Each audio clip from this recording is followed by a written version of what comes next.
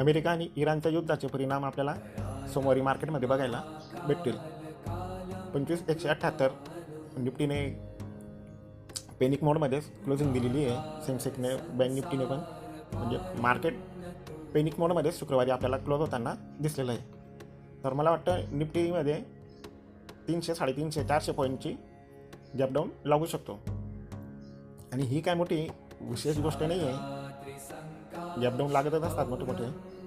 आता तर हे मेजर कारण भेटलेलं आहे.